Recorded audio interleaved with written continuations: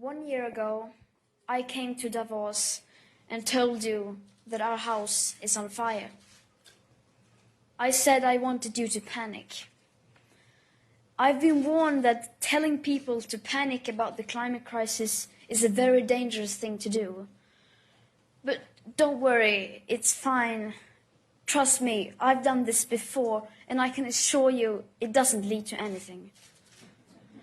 And for the record, when we children tell you to panic, we're not telling you to go on like before. We're not telling you to rely on technologies that don't even exist today at scale and that science says perhaps never will. We are not telling you to keep talking about reaching net zero emissions or carbon neutrality by cheating and fiddling around with numbers. We're not telling you to offset your emissions by just paying someone else to plant trees in places like Africa, while at the same time forests like the Amazon are being slaughtered at an infinitely higher rate. Planting trees is good, of course, but it's nowhere near enough of what is needed, and it cannot replace real mitigation and rewilding nature. And let's be clear, we don't need a low-carbon economy. We don't need to lower emissions. Our emissions have to stop if we are to have a chance to stay below the 1.5-degree target. And until we have the technologies that at scale can put our emissions to minus, then we must forget about net zero. We need real zero.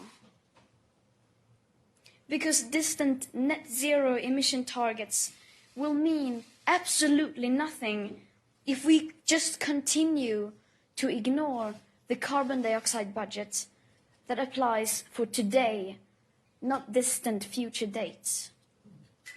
If high emissions continue like now, even for a few years, that remaining budget will soon be completely used up. The fact that the USA is leaving the Paris Accord seems to outrage and worry everyone, and it should. But the fact that we are all about to fail the commitments you signed up for in the Paris Agreement doesn't seem to bother the people in power even the least. Any plan or policy of yours that doesn't include radical emission cuts at the source starting today is completely insufficient for meeting the 1.5 or well below 2-degree commitments of the Paris Agreement.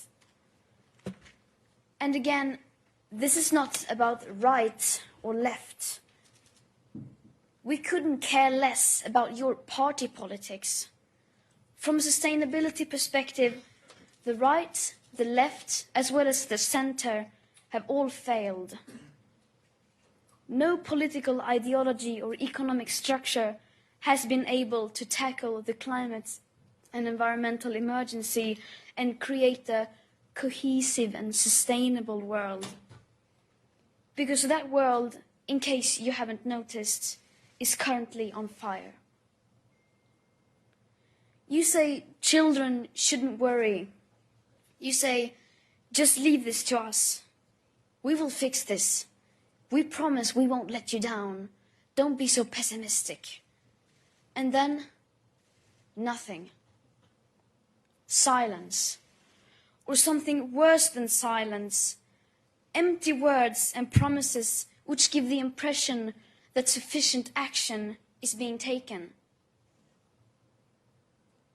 All the solutions are obviously not available within today's societies, nor do we have the time to wait for new technological solutions to become available to start drastically reducing our emissions. So, of course, the transition isn't going to be easy. It will be hard, and unless we start facing this now, together with all cards on the table, we won't be able to solve this in time.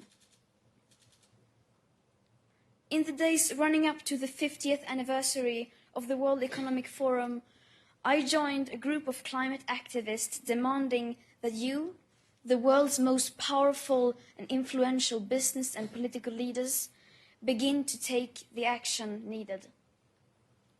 We demand at this year's World Economic Forum participants from all companies, banks, institutions and governments immediately halt all investments in fossil fuel exploration and extraction, immediately end all fossil fuel subsidies, and immediately and completely divest from fossil fuels. We don't want these things done by 2050, 2030, or even 2021. We want this done now. It may seem like we are asking for a lot, and you will, of course, say that we are naive. But this is just the very minimum amount of effort that is needed to start the rapid sustainable transition. So either you do this, or you're going to have to explain to your children why you are giving up on the 1.5-degree target. Giving up without even trying.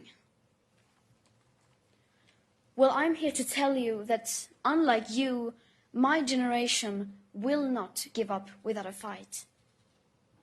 The facts are clear, but they are still too uncomfortable for you to address. You just leave it because you think it's too depressing and people will give up. But people will not give up. You are the ones who are giving up. Last week, I met with Polish coal miners who lost their jobs because their mine was closed. And even they had not given up. On the contrary, they seem to understand the fact that we need to change more than you do. I wonder, what will you tell your children was the reason to fail and leave them facing a climate chaos that you knowingly brought upon them? That it seemed so bad for the economy that we decided to resign the idea of securing future living conditions without even trying? Our house is still on fire. Your inaction is fueling the flames by the hour. And we are telling you to act as if you loved your children above all else. Thank you.